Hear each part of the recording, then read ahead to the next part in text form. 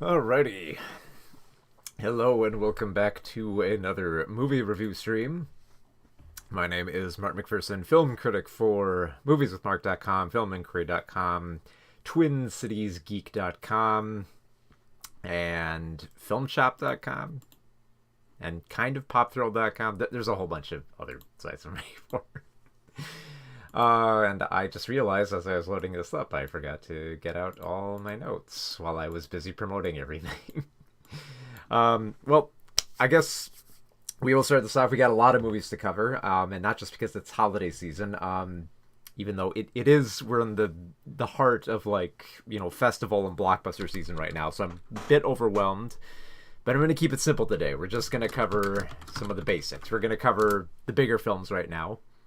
And then, hopefully, once I get to more of the screeners, I'll be able to cover some more of the small films as we go further into the end of the year. And there's a lot.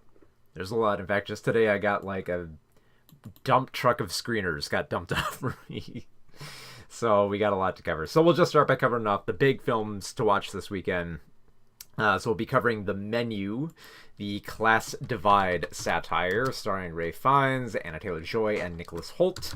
We'll be looking at Strange World, the newest Disney animated film about a sci-fi Jules Verne-style adventure, so we'll be talking about that.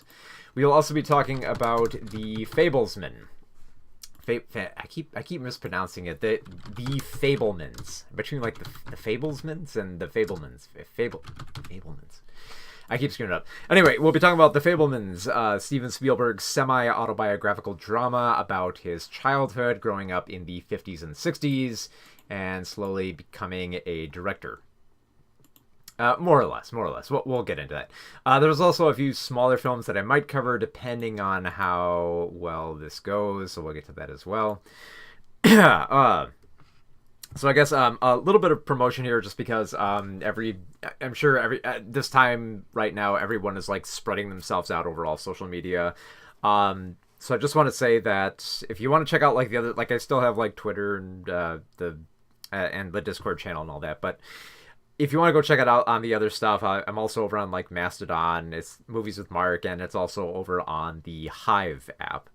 So, and those are all both Movies with Mark. You can find them all through there.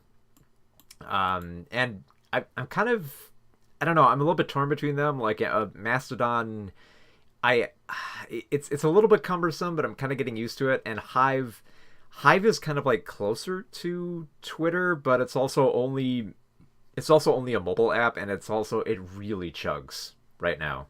I'm sure it's just because of the influx of everyone going there, but yeah. So you can check out all there.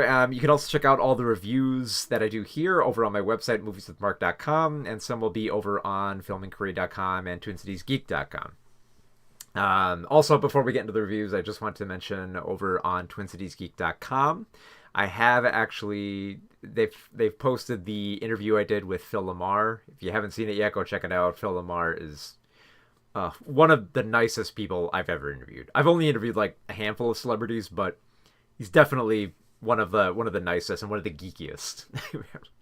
Just because we talked a lot about Justice League and Alan Moore comics and stuff like that. So it was a lot of fun. Go check it out over on Twin Cities Geek. And now, without further ado, we will get right into it. We'll jump right into it because I know everyone's busy this time of year, this holiday season. Everyone's got family plans. I've got tons of screeners to get to, so we'll get to the meat and potatoes here. So very fittingly, we'll start with The Menu. Let me get my notes up here, and we will dig into this film.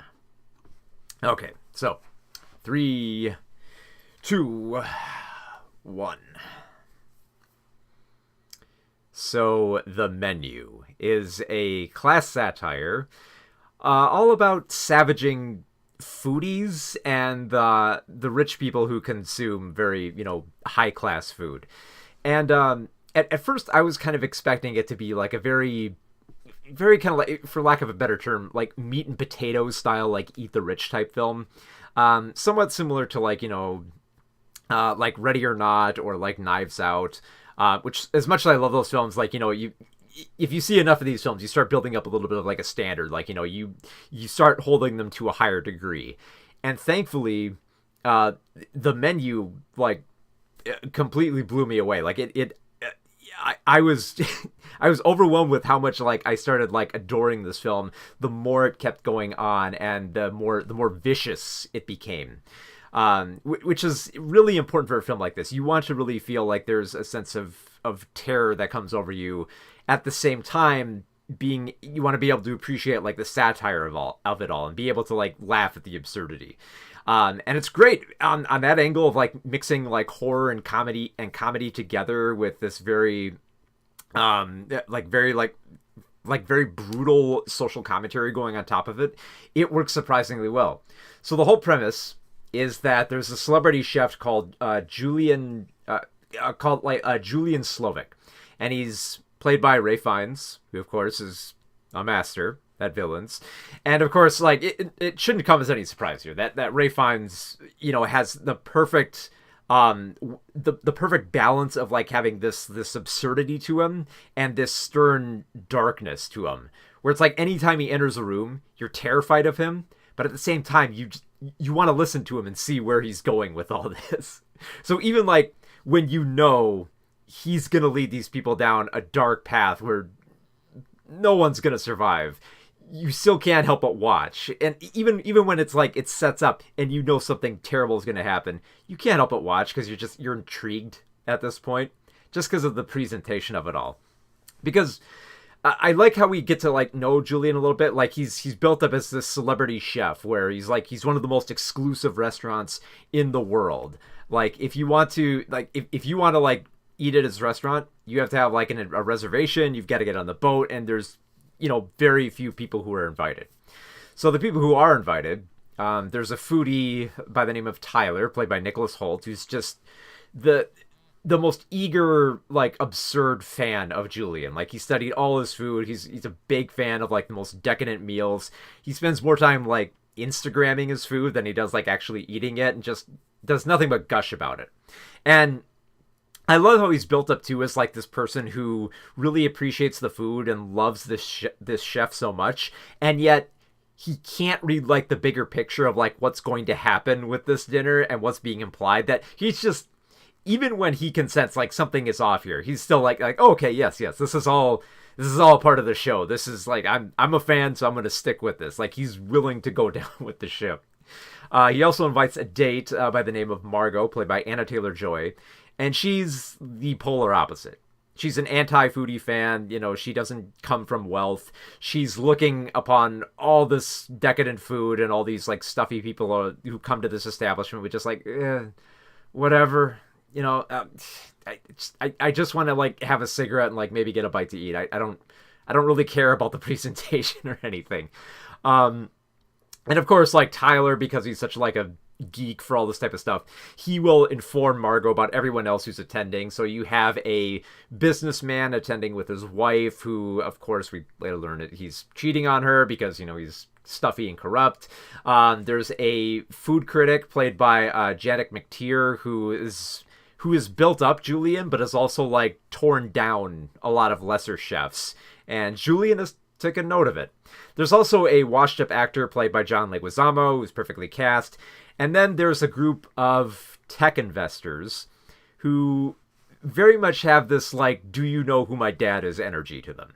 Where they're cocky, they're jerks, they feel like they can do anything and that they can get away with anything. So there's a reason to target all of them. More or less. Like, Julian has invited them all to this restaurant so that he can teach them a brutal lesson about, like, the terrible state of the world that they've contributed to. At the same time, it's interesting how, with Julian's motivation here, because it's not so much, because, like, Julian's willing to put himself on the slab as well for this. Like, quite literally, he's willing to endure the same torture that he's going to give his guests, to make a point, to make a point about how, all this wealth and this desire for progress is ultimately meaningless. Like, he's come so far with, like, this progress, under, like, late stage capitalism, and he's gone so high that he literally just wants to burn it all down. and he wants to communicate that to all these like stuffy rich jerks in the best way that he can, which is a dinner. So like the entire dinner is built around this theme of like showcasing like how all this wealth and this desire and greed and corruption has basically made these people terrible. And Julian only kind of like slowly reveals it the more he goes into the dinner. And if the guests ask too many questions, you just kind of like, we're not to that part yet. Just sit down and eat your meal, which is intended to teach you a lesson. And the other like standout actor here is Hong Chow, who plays Elsa, the kind of like the maitre d' of this restaurant, who basically keeps all the guests in line and kind of has like just like this wicked tame smile to her. It's just like, oh, okay, you can't leave. No, just sit down, enjoy the meal. Yes, there's gonna be some blood and there's gonna be some death, but just sit down. Enjoy it all. This is all part of the presentation. You're gonna feel much better at the end. Well, you won't, but just stick with us here. And like, there's a lot to love about this. So I guess like the first thing we got to mention is just like the way that it goes through like this 5-course dinner meal. I like how it's like divided up into like these little chapters where like they reveal like the typography of what's on the menu, and they put little like, little cheeky jokes in between there as like kind of like the brutality starts increasing with each meal and what is implied by it. Sometimes they mention people's deaths in the ingredients, and other times they will just flat out call the guests like bullshit within the meal description. So there's all this like this perfect dark humor here. But if and like the entire cast here is just so perfect here. Like they have like great chemistry, which is really good considering the wealth of actors you have in this huge ensemble piece. But if there's two actors who I think really stand out here, and it's no surprise because they're like the two essential big leads here, is Ralph Fiennes and Anna Taylor-Joy, mostly because their characters have the most genuine conversations throughout all this. Because the whole premise is that Julian has intended for all these rich jerks to come here so that he can like feed them and brutalize them at the same time. But Margot is kind of like throwing a wrench into this because she puts on this act that she's, part of like the elite, even though like she's not, and Julian can see through it. And is basically kind of like saying, well, you're kind of screwing everything up here, and I kind of got a plan. So I'm going to try to be nice to you, but this was kind of intended to be like a big whole like murder-suicide type deal, and you're kind of screwing it up a bit. So I'm trying to decide what to do with you in this, which is kind of great because it throws a bit of a wild card in here where you're not quite sure where it's going to go by the end. Like, because about halfway through, like, Julian's facade is pretty much dropped. Like, where this dinner is going. You don't know where Margot is going to go in all this. And that becomes, like, the most interesting thing. Especially since Anna Taylor-Joy has this perfect angle of having this kind of, like, this kind of, like, shocked, but also this rebellious side to her. Which is perfectly showcased by the end of this film. Like, without giving too much away, the finale of this film is going to fit perfectly into a category with Ready or Not, in a series of, like, if you were to place this on, like, in a list in Letterboxd, it'd be, like, the perfect ending to films where, like, the final girl makes it out and gets to watch, like, the whole world burn down around her. That's why I say it's, like, the perfect combination of Ready or Not, because in that film it was the same thing as, pretty much the same deal as well with how that film ended. But, I mean, like, as if it needed to be said, this is a violent film. This is incredibly violent. People's brains get blown out, fingers are chopped off, knives get stabbed into people's necks, and blood gushes out all over the place, and there's fiery explosions, and just really disturbing stuff. Even for, like, for scenes where, like, they're clearly telegraphed. Like, there's a scene where someone's gonna get their brains blown out. You can see it coming. It's telegraphed. It's given to you. I could even see, like, the person next to me in my seat just kind of wincing, like, okay, I see where this is going. And it's going to happen. But even, like, when that brutality comes, I was surprised by how shocking it's. Like, there's a scene built up where someone is definitely going to lose some fingers. Someone's going to get chopped.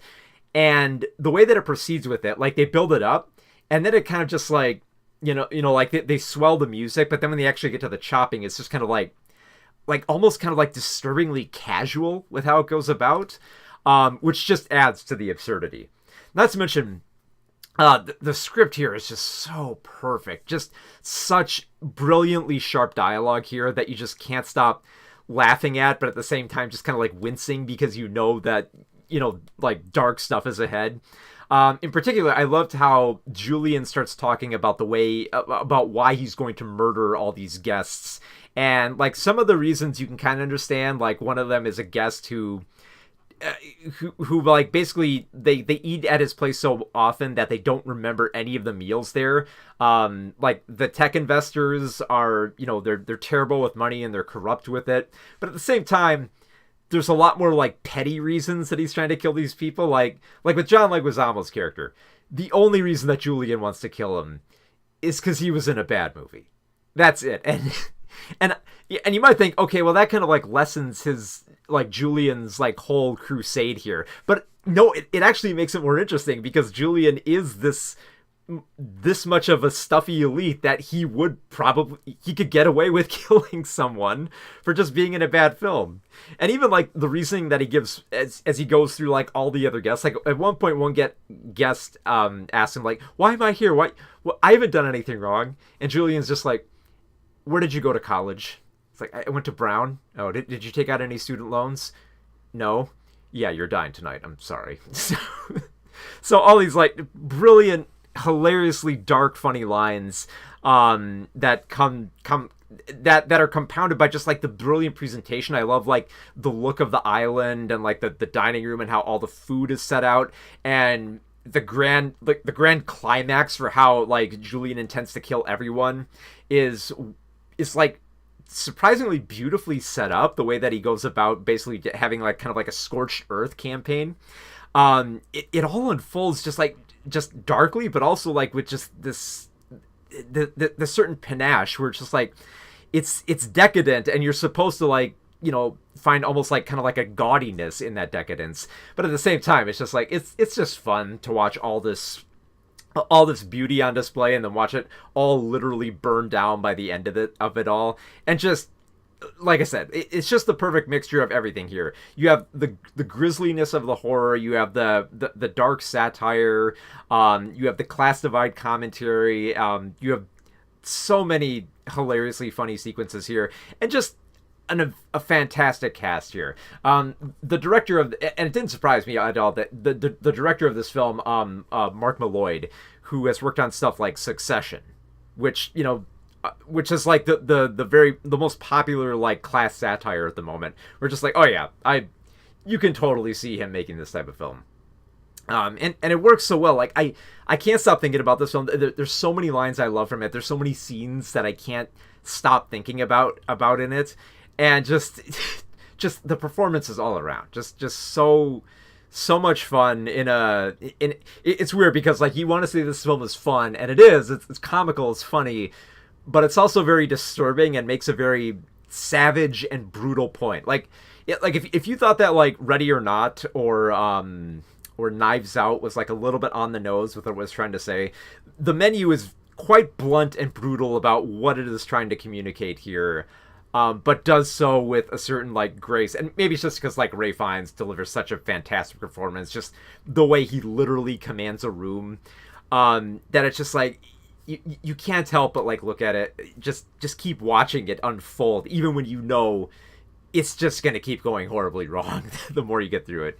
And also, I'm trying my best not to reveal any spoilers here, but I did love that the climax of the film is, it involves like, like the one person who's not like a stuffy elite making it out, but that person is only able to make it out by appealing to a certain sense of, by a certain emotion and almost like kind of like a nostalgic twinge. So I found that really clever how like the survivor manages to use the intoxication of like nostalgia to kind of like make her way out of there in a very clever and incredibly well written way. So it's just like I know that like this film is probably going to get glazed over because like we're in the heart of like festival season and all that, but this is really one of my favorite films of the year. I love the way it's set up. The script is great. It's brutal. It's dark. It's funny. It has a fantastic cast. So much of this works so well that it's definitely one of my favorite films of 2022. So expect to see that film on my list of the year's best films. It might end up on there. It might. Maybe more towards the bottom. There's a whole bunch of other films that are kind of vying for that top slot. So, yeah. So, The Menu is currently playing in theaters right now everywhere. It's not in limited release right now. It should be in wide release. And I'm going to try to...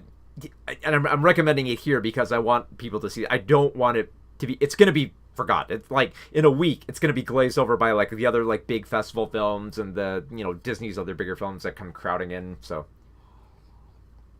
don't sleep on it. The Menu in theaters right now. Now let's go with something that just arrived in theaters. Strange World. All right. So let me get my notes up here. And get that all up here. By the way, I'm buckling up because we got like a ton of films to review next week. Okay, let's see. Okay, got it. Got the voice cast up here. All right, and we are good to go in 3, 2, 1. So Strange World is the latest animated adventure film from Disney. And I guess I'll say this right out of the gate. Like, I mean, this is from like Walt Disney's like CG animation studio, which has done stuff like Frozen and Moana and Big Hero 6. And like if you like, I mean, like Moana is like one of my favorites of the studio, but like that's like high up there. So Strange World, I think, is one of those films that it's probably not going to be as highly regarded now, but over time, I think it's going to have like a better perception because I think a lot of people are going to think this film is just kind of like fine, okay, whatever. It's going to be okay for Thanksgiving, a holiday viewing. But over time, I feel like this film is kind of going to get a little bit more revered.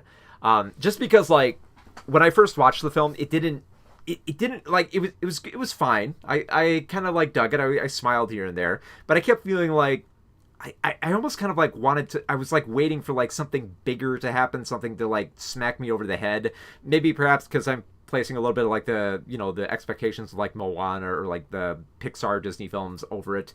But I never quite reached that moment. At the same time though, I did like where this film went, and more importantly, I think what the film represents in terms of like stuff that I have not seen in a Disney film before. So I do like the fact that this is a very original, fantastical premise. It takes place on this alternative Earth where humanity has all been confined to like this kind of like mountain-locked region.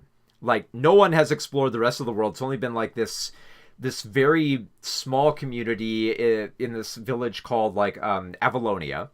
And the village has done okay for itself. Like, it's got, like, you know, I'd say probably, like, maybe about, like, 19th century technology that it's been mastering and has been getting better at. But they still want to know, like, what's beyond the mountains? Like, no one's ever been outside and to discover the outside world.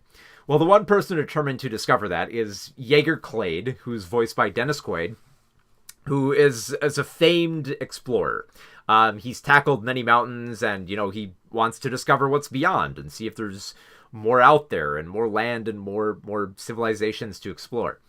Coming along with him on his adventures is Searcher, voiced by Jake Gyllenhaal. And Searcher is very much like, he's like not quite on like the rebellious side, but wants to go a different way in life.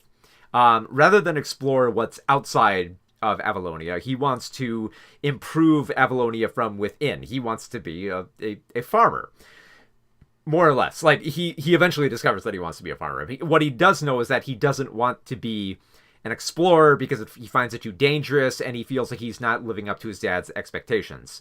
So very early on in their career, in Searcher's career as an explorer, he parts ways with his father, and his father disappears into the mountains while Searcher goes off and starts a family. And I like the fact that even though you have like that family split right at the beginning of the film, I do love how Searcher's family is a loving family that he develops. Like, it's not one of those like chaotic films where it feels like there's an onus that has to be, you know, on like either his wife or his son, which some of these Disney films tend to do. They tend to kind of like shift the onus onto like the kid to have a better connection with their parent. And thankfully that isn't the case here. It's still a film about generational divide and how to like, you know, connect, especially with like the father and son dynamic, but it never places it all on one character, which I love. It shows these flaws within all these characters, and that they just need to confront them and come to terms with them to become a more stable family unit. It was especially great to see like Searcher's relationship with his wife Meridian, voiced by Gabrielle Union, and his son Ethan, voiced by Jabuki Young White. And they have a surprisingly stable home life. They get together well, even when Searcher embarrasses his son in front of like his crush. They still get along. There's a very charming moment early on where they're just at home making dinner, and it's just such a wonderful, joyful moment where it's just like you're kind of wincing because you're like, oh man, what horrible fate is gonna befoul them, because this doesn't feel right for a Disney film. Because usually, if you want to have an adventure, it feels like you have to, like you either have to like put the kids in danger, or you have to kind of like sweep the parents under the rug. That's why there's always like the dead parent trope of, you know, like Frozen or Bambi, where you've got to like kill off the parents so that the kids can have an adventure, or you put the parents in danger so that the kids have to go off and save them. And it thankfully never becomes that. Like, there is like a daring adventure that happens. Like, Searcher's whole deal is that he's discovered this great resource that basically gives the entire village power for all sorts of like devices, for their cars, for their homes, for electricity, for everything, for these hover vehicles. But the resources are starting to drain, like they're not working as well. And it's because they're all connected to a root system that goes deep beneath their village that they've never explored. So they take this kind of like floating Jules Verne style like ship down into like the center, like the center of the center of the earth. Like I didn't want to say the thing, but I guess I have to. So yeah, so they end up journeying to the center of the earth, and surprise, surprise, when they get down there, there's all sorts of fantastic creatures and a fantastic environment of just like bouncy grounds, and there's like fish that fly through the air, and there's these giant dinosaurs that have spores that come off their back, and tentacle monsters that roll around the area. All these fascinating little sights here. And the film does take its time to appreciate some of this, and I like that we only spend just enough time on this fantastical world that it never feels like it's overwhelming.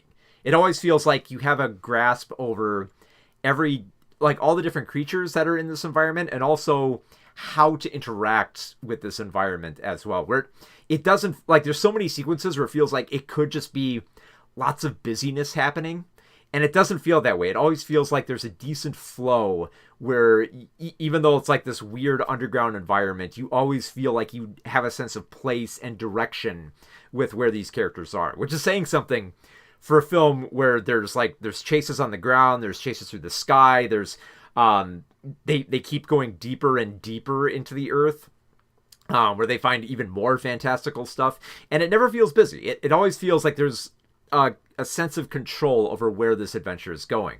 And of course, they eventually meet up with Jaeger Clade later in the film, and then you have the real meat of this film, which is like the family drama between Jaeger, Searcher, and Ethan, where they all clash about their expectations and their fears. Like, Searcher's whole deal is that he fears that Ethan is going to be like Jaeger, and he can see elements of his father in him, and this kind of like terrifies him. He feels like, I don't want like Ethan to be like my father, but at the same time he realizes, man, I could end up becoming my father if I don't step back and assess what I'm doing here as well.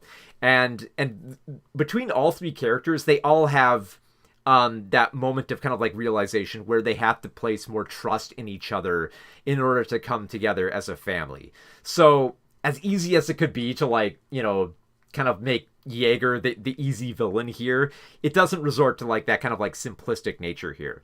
So it was very refreshing to have this film with a very stable family unit that has real issues that they have to contemplate and come together in. Not to mention, there's so many cute moments between them. Like one of the first moments that that Searcher, Jaeger, and Ethan bond together is over a this little like tabletop card game that they've established in universe, which is actually kind of clever. It's this little like kind of like hexagonal farmer game, which is actually pretty neat. That I'd be surprised if Disney doesn't decide to capitalize on this and make it an actual game. Because it's actually pretty fun to see them kind of like connect over this board game where they have their feuds, they have their bickering, but they also have their little eccentricities where it does feel like, a family unit where like they kind of get together, but they also have their mild fights, which kind of reveal a little bit more about them, as well as their insecurities as it goes along.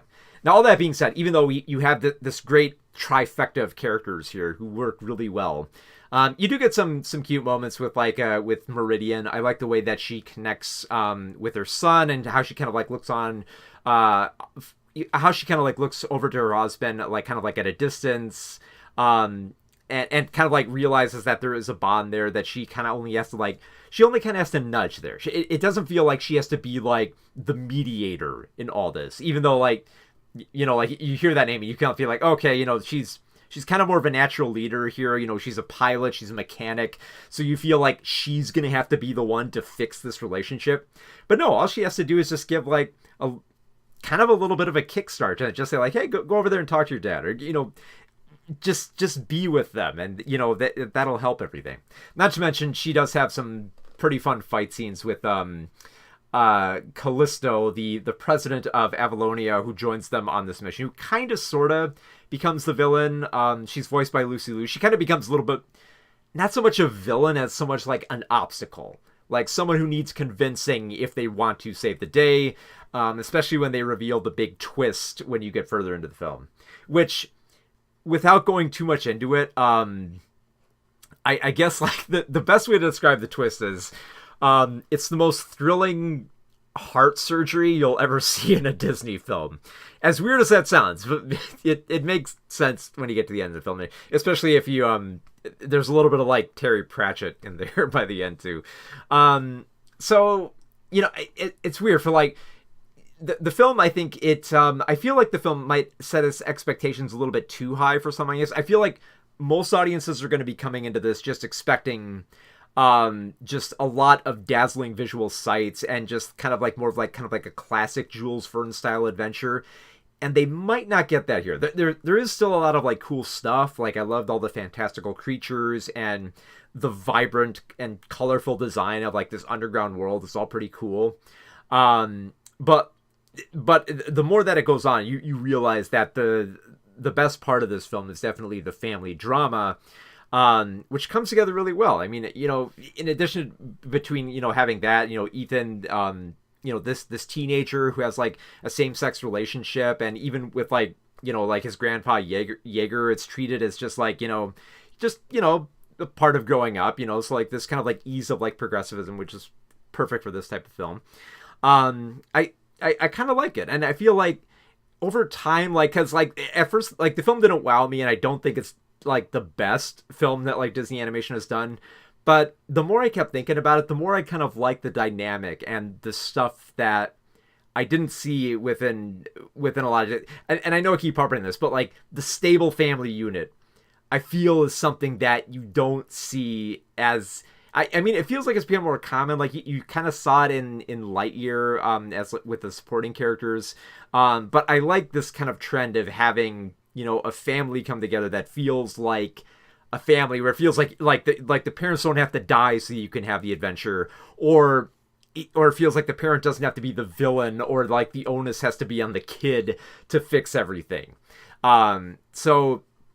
And that's why I've kind of like almost kind of talked about this film saying like it's the perfect holiday film for like kind of like the Thanksgiving season for instilling this aspect of family. Kind of similar to like the similar sensation I kind of felt when I was watching like like Encanto and Coco, which do have that kind of like similar mindset of like addressing family problems. Except the differences between like, and I'm sure like there'll probably be some like relation to Encanto with how it's set up here, but I like the fact that that it's not just about like like what's the right refrain?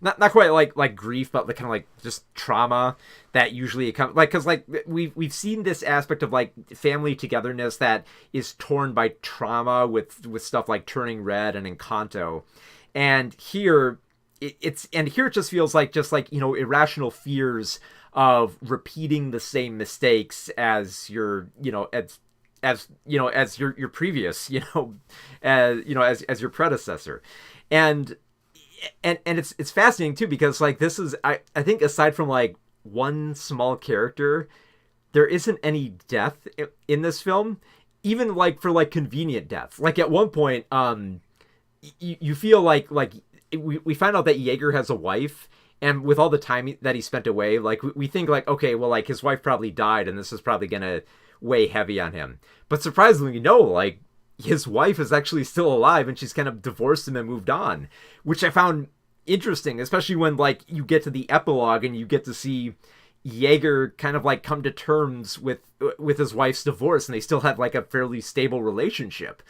So like I said, all these aspects that I haven't really seen in Disney films, and I'm sure like if we get like more Disney animated films that explore these areas a little bit more complete with more fascinating stories, I'm sure Strange Worlds might just kind of be pushed to the wayside, saying like, okay, Strange World was like the stepping stone before we got to like like the more fascinating and more progressive type of like Disney animated films. But for the moment, as it stands right now, I think it's a fine film. It's definitely not in the same league as like Moana or Encanto, but it is a fun enough diversion. It's a Jules Verne style adventure that mostly works. It has some pretty gorgeous animation. It's got a little bit of the character design still have that kind of like stereotypical Disney animation style, especially with like the big bulbous noses that the Clades have. But in general, I think it's just like a standard adventure type film. I kind of feel about this film the same way I felt about Lightyear, where it's like the stakes are pretty easy to understand and the themes are not that grand. I mean, there's definitely like a big allegory in here about climate change and like family relations. But it's fairly lightweight, and I say that only like comparatively when you compare it to like Pixar and Disney's other films that do have like headier themes that they tap into. Like it's no Inside Out or Soul, but for a very like kind of like simple popcorn blockbuster adventure, it mostly gets the job done, and it's actually pretty sweet. So yeah, Strange World is currently playing in theaters right now. I believe it just opened today, and it will be playing throughout the weekend. Yes, indeed. Oh my god. Sorry, I just got like another screener here, and it's just, oh my god. We got so much. Thankfully, most of these screeners have been films that I've seen, but a lot of them I haven't. So let's just say I'll be well equipped for award season when we get there. Okay. So just because I feel like I might be going on a little bit too long, this is going to be the last film. Also coming out this weekend. So we'll touch on the Fabelmans. Let me get my notes up here.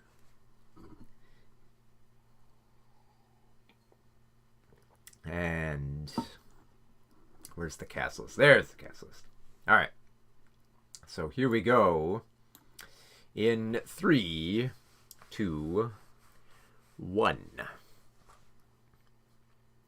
So The Fabelmans is the Steven Spielberg story. Well, the kind of sort of Steven Spielberg semi-autobiographical type film. I kind of feel like, and maybe this is placing the film a little bit too high up there, but it kind of feels like a little bit like Federico Fellini's film like Armored, where it's a relation to like the director's childhood, but not quite directly. Like, it feels like familiar tones and aspects of that director's life, but also, you know, framed in the way that the director would like to direct that type of film. So Spielberg's film it feels very much like the type of film that he would make about a director's life, while also trying to tap more into his own upbringing and his own like coming of age tale. So the character who essentially meant to reflect Steven Spielberg here is Sammy, played by he's played by a fairly young kid at first, but then eventually in the teenager form he's played by Gabriel Labelle. And when we first see Sammy, he is going to see a film for the first time, the first movie that he's ever seen in the theaters during the mid-1950s. So his mother, Mitzi, played by Michelle Williams, and his father, Bert, played by Paul Dano, are trying to, like, you know, get Sammy used to, like, the idea of go seeing a film in the theaters. Like, look, the lights are going to come down, and you're going to see this big, like, it's going to be like a dream up on the screen. And, like, and, of course, like, there's two sides to this. Like, Mitzi is very much comes from an artistic background, so she describes it as like, oh, it's going to be like dreams. You're going to see amazing stuff on the screen. And Bert is very much, he's a scientific engineer, so, you know, he views everything from like kind of like a from more of a scientific level. So he's basically just like, look, what's going to happen is they're going to show these pictures up on the screen, and they're going to go by at like 24 frames a second. So the way that you're watching it, you're going to think that there's someone up there, but it's not. It's just like pictures moving. So Bert's very analytical, and Mitzi's very artistic, and still Sammy is not prepared for what happens. And it's mostly because the film that he goes to see, which his parents kind of regret bringing him to, was Cecil B. DeMille's The Greatest Show on Earth. And the one aspect that he remembers from that film, the one that sticks out to him more than any, that he can't stop thinking about, is the scene where the trains crash into each other, and there's this big pile of disaster, destruction, and it's just mesmerized by it. And he's like, and it's not so much that he's like scared by it, it's just that he's like kind of in shock about it. It's like, man, that I can't stop thinking about it. Like, what am I gonna do? And then eventually Mitzi gets the good idea of like, oh well, why don't you film it? And then if you film it, you can understand it. And then once they film it and they get the footage back, Mitzi realizes that, Sammy's actually pretty good at shooting cool stuff like trains smashing into each other. So maybe she keep doing that. And then eventually, you know, we cut to the montage, and he keeps working with cameras and keeps making his films and finds little innovations here and there. So the film is kind of like, and like you get through like that first part of Sammy's life, and you feel like, okay, is this going to be the rest of the film? It's just going to be Sammy slowly learning how to become a film director, and then eventually he's going to build himself up there. And it kind of is that, but I feel like the more interesting aspect of the film is the family drama, because we established that, you know, Mitzi feels like she's had like a life denied her, where like she's a very great pianist, but because she's settled down with Bert and she's had like 3 kids, well technically 4, like she has 3, and then, you know, there's another one on the way, so she feels like, you know, like her life has kind of like passed her by, and kind of like retreats to like certain vices and becomes more mentally unstable, that it becomes difficult for Bert to deal with her. And Bert, you feel sad for, because like it's not so much that like, you know, Bert is the victim, but like Bert doesn't know how to handle Mitzi. And even worse, he doesn't know how to process these troubling feelings that she has when she starts connecting more with Bert's best friend, Benny, played by Seth Rogen, and they essentially start having an affair. And it's one of those things where it's like Bert feels like you feel bad for Bert, but you also feel bad for Mitzi as well, and for like the family being caught up in it all, and trying to just find some stability here and there. And you kind of feel that for them, because like there's never a moment where it feels like the family completely self-destructs. It always feels like they're trying to make this work. They're trying to repair any damage that they might have done and trying to become better people while still giving they're still making sure like they have a stable family, even though they are very much not stable and they have serious problems that they've got to work through. And you're kind of impressed that like that Sammy is able to kind of like, understand that. Like at one point there's a moment where Sammy has just been like assaulted by Mitzi, and he has like dirt on Mitzi with like, what he sees in her being with Benny, that he could have just torn her down immediately.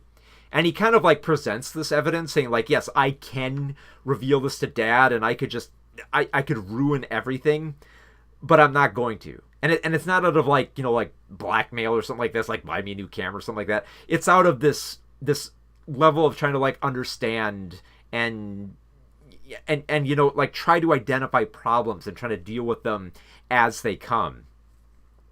Which is kind of reflected in the way that, you get to see Sammy's filmmaking kind of like take off, like his films become more grand and, just grand in scale with like the cast that he uses and all the little techniques that he uses. Like at one point he figures like, he makes a Western and he realizes, the guns don't look real. Like we're just pretending we got these little toy guns. We're going like bang, bang. It's like, it's not believable. And then he's like, aha, like there's these little moments of like eureka, I've figured it out. Like it kind of like, Apple hitting his head type stuff. Realize like, oh yes, light can be my source. So he realizes, oh, if I put little pinpricks in the film, I can like make light shine through. So like the gun has like an explosion. And yeah, it's a pretty like neat and clever innovation that it's fun to see how it comes about. But anyway, like I said, the film is not all that. You get these clever sequences of like having a passion for film, but also, like the bulk of it is mostly about the Fabelmans, trying to adjust to their lifestyle, especially since Bert will like move over to like California. Like they move from like, I think they move from like over to like Phoenix, and then they move over to California, and they're struggling to get along. They're struggling to handle like the anti-Semitism that comes against them, and just trying to love each other as best they can. As hard as that is for these type of characters, you really start rooting for them. Like there's a moment where like the kids really want to get angry and blame someone, find like the perfect villain who ruined everything. But the truth is, everyone has problems in this family that they struggle to deal with, and not all of them will be resolved. And the film just kind of, look, this is a problem, but as long as you try to like move on and like love each other, things can still be okay. And also there's also like brilliant little meta humor in here and there. Like at one point during the film, Sammy's approached by a bully who basically threatens him, saying like, you better not put my life up on screen. He's like, no, I won't. And then you kind of realize, oh wait, we're watching Spielberg put his bully up on screen. And then there's perhaps, I'm tempted to reveal it or not, but the end cameo is such a great set. I'm on the verge of like spoiling it just because it's my favorite part of the film. But by the time you get to the end of the film, there's a surprise cameo where Sammy gets to meet one of his favorite directors, and this director is played by a real life director, and it's glorious. Like it almost doesn't even like feel like the actor who's playing this director isn't even trying to be that director. It just feels like you're watching this director almost play himself. But it's so fitting because the character itself is supposed to be this embodiment of inspiring Sammy to be a better filmmaker and give him these useful tips, which makes for like the perfect punchline for the film to go out on, because the final punchline of the film is the position of the camera and how it makes like this last minute adjustment to kind of like fix the frame to make it more interesting. And just like you can't help but like chuckle at that, which it feels like the perfect way to end the film, especially after all the somber and kind of like the heartfelt but also like gut-wrenching drama that comes about through this somewhat crumbling family environment, that you feel like you just want the film to end on a high note, and it really does. So, and I mean, like, for being one of his more like personal films, Spielberg actually directs us like pretty well. Like, he doesn't, he knows just when to like to cut. He knows when not to linger too long, but still finds like the fun moments where it's like, okay, I this is a fun sequence. Why don't we stay here for a little bit and explore that, and then we can get back to like the family drama, and we can get it all well shot and everything like that. But then we'll have like a little bit of montage here, and then we'll cut and we'll explore, like, you know, when Sammy goes to film at the beach, or we'll have like a little bit of a personal moment where Sammy is directing one of his actors, and we'll get to spend some time with them, more than he would on, like, you know, the special effects of like the blood gushing coming out. Like, all that stuff is cool, it's there, but the real interesting aspects are how much like of Sammy's personal life that he puts into his work. The other, yeah, I almost forgot about this, but like another scene that I absolutely love is that there's like two scenes you get with Judd Hirsch, who plays Sammy's grandfather, and like, and his grandfather, Reggie. No, wait, it's not Reggie. I'm sorry, I got the wrong notes here. But anyway, Boris. So anyway, Boris basically confronts Sammy and tells him like the most brutal truth. Like, if you want the one part of the film that perfectly defines everything that it's about, it's definitely the scene with Judd Hirsch confronting Gabriel LaBelle and telling him, look, you know, you're gonna have family and art in life, and you got this art, you got the spirit in you. You know, I was all about art, your mother's all about art, and we have a love and a longing for it, but you've also got this desire for family, and they're going to clash. And like, and it's such like a harsh talk that even Boris isn't quite ready to have, but it feels like he has to have this conversation with Sammy, because it's going to like paint the direction for the rest of his life. And it's just like, it's such a perfect moment because it defines everything that the Fabelmans is about, but also this conflict of, you know, what you want out of life over, you know, what you want to, over how you want to be perceived by others, and how it clashes so much that you almost feel like you have to choose between the two, and that there's going to be some sacrifice. And it's such a pitch perfect moment, just because, I mean, like, Judd Hirsch is a great actor, but I feel like his entire scene is just intoxicating. I could not get the whole film could just be about Boris and Sammy just like talking the whole night, and that would be an amazing film. It's like, it's that good with their dialogue, that I almost kind of wish there were more scenes with them, even just like in the form of like a ghost, like go like full Armageddon time on it, you know, just I don't know, maybe just like the scene. But thankfully, like I said, Spielberg knows how to divide this up. He knows when to let scenes linger, and he knows when to cut them off at just the right point here, where I feel like that I really love this film, even for like being 2.5 hours. It really engrosses you, and it never felt like, you know, like my other eye was on like the clock here. Like, I loved watching this family develop and see where they go, where you almost feel like it could have kept going by the end of that film, because it proceeds down such an interesting path that you're curious almost to see, you know, what will happen next. What will Sammy do when he gets, you know, further into like the 1970s? You know, you want to see more of that. But for what it is and for how it's set up, I feel like this is probably the most excited I've been about a Spielberg film in a long time. Like, because I mean, like, and I say that in like a relative way, because Steven Spielberg, he always makes good films. They're always like good. Like there's a lot of films that, like, you know, I'm not as big on, like, you know, stuff like War Horse and like whatever, and then stuff like The Post, which is a good film but not like a great film.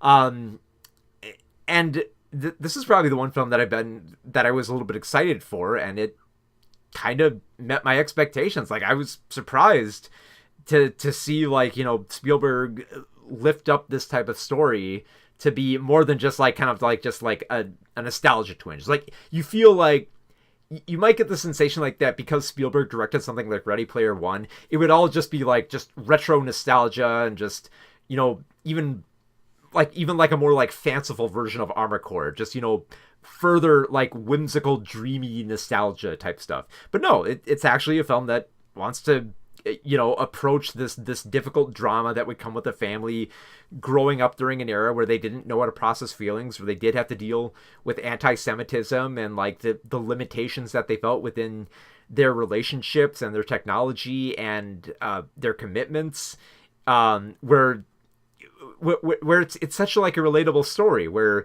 even when you like, especially when you get to the sequence where Sammy kind of gets his first girlfriend, who's this pretty absurd Jesus freak. It's like, this woman is not right for Sammy, and not just because she's a Jesus freak, but because like she's clearly just after one thing here, and it's not gonna work out between them. That you're almost kind of like, it's almost like a breath of fresh air when Sammy kind of like rips the Band-Aid off and realizes, oh yeah, I'm not gonna spend the rest of my life with her. So all these little great moments here and there. And I really do feel like, even though this is not the best film of the year, I do feel like this is the best film that Spielberg has made in quite some time. So yeah, The Fabelmans, which is currently, I believe it's currently playing in theaters right now. I believe it is, yeah. I believe it was in like limited release like a few days ago. And no, not a few days, like a week ago. A week ago it was in theaters, in limited theaters. But this Thanksgiving it's going to be in all the theaters, most of them anyway. Depending which theater you go to. It could be Strange World though. Like a little bit of a tale out of school here, but not a table, not a tale out of school. What am I saying? Little bit of history here. I went on vacation to a small town once, and they had a very small theater there that only had about 4 screens. So with 4 screens, they had to pick and choose which films that they could show.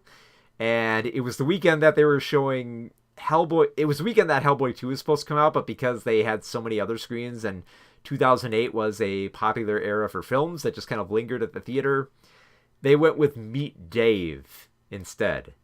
Because it was a family film. They felt more families would go to see it. So I feel for you. If you have a small theater, it's probably just going to be Strange World there, which is a good film. Don't get me wrong. It's not a great film. It's definitely not the best film we reviewed today. But I kind of want to see The Fabelmans. So yeah, pretty good week. And I know that like this is like much like, I know I usually do many more movie reviews. Like I think we average about like 4 or 5 on this time. But let me tell you, it's a busy time of year. Busy time. Okay, I'm gonna be real with you here. I have got so many for your consideration screeners right now that I'm overwhelmed. There's too many. There's too many. They keep bombarding me. Like, look, here I got one right here for 13 lives. I've already seen this film. And they still send it out. I've got like 5 others of those, and I've got like so many. But I'm gonna get through it.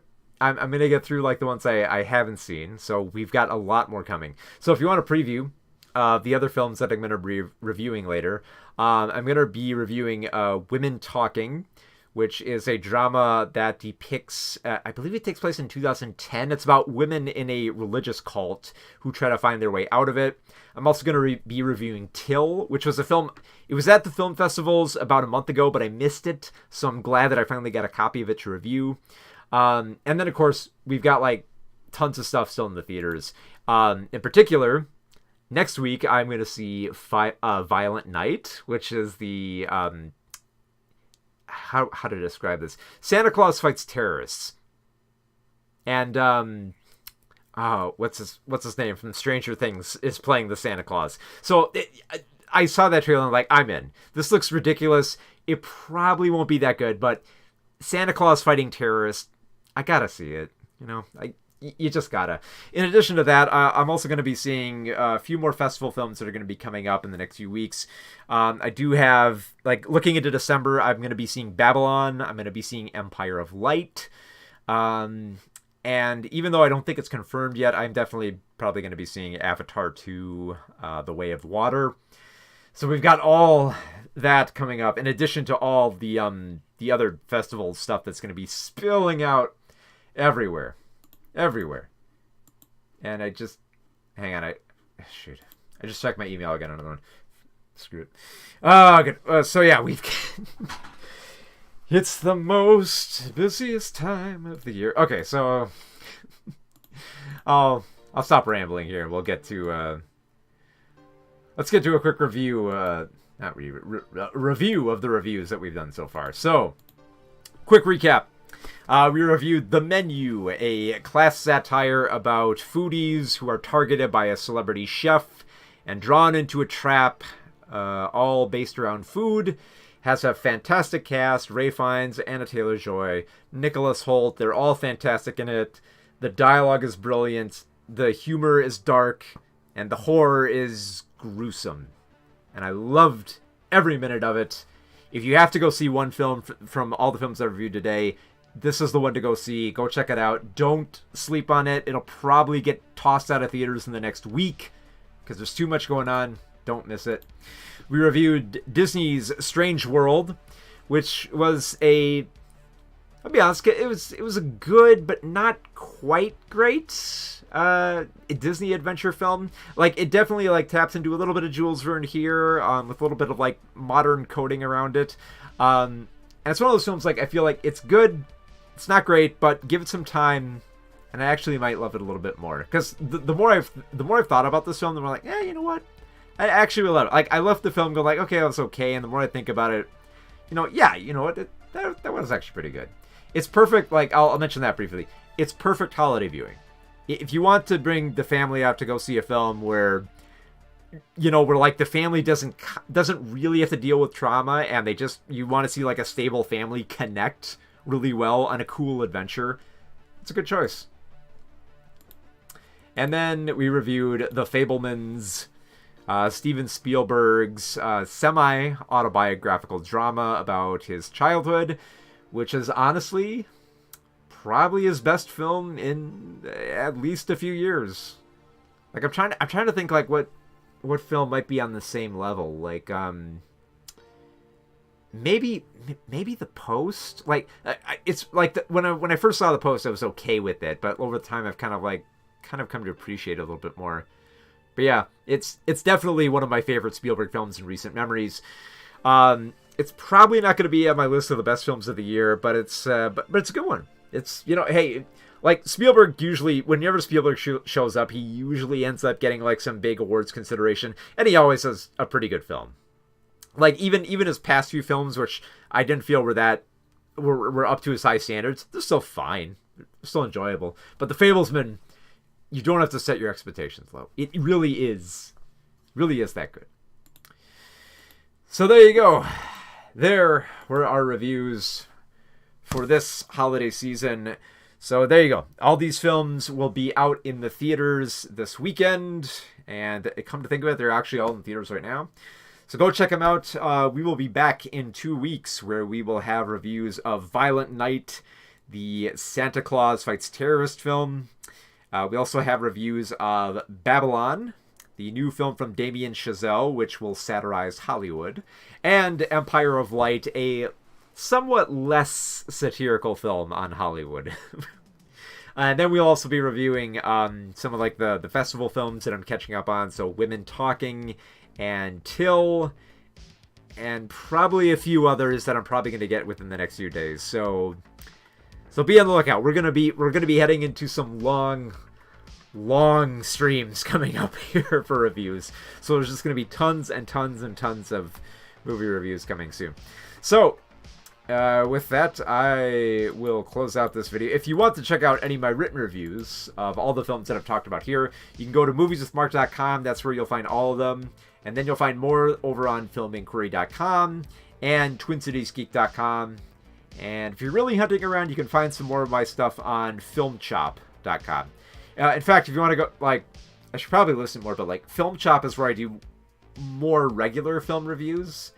So I might end up listening to that. I only list like Film Inquiry and Twin Cities Geek only because like I do talk a lot with the people that I write with there, and I just love the editors and the communities that they've got there. So which is part of why I love writing, why I keep writing. Like, I've written for probably Twin Cities Geek longer than I've written for any other publication, just because I love that they're local, and I love the staff, and I love that I can connect with them, and like, they are some of the best editors I've ever worked with.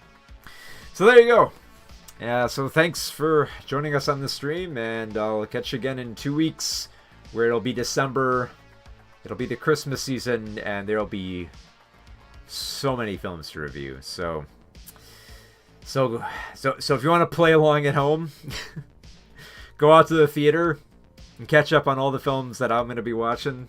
And yeah, I will see you next time. Have a good one. Megaforce out.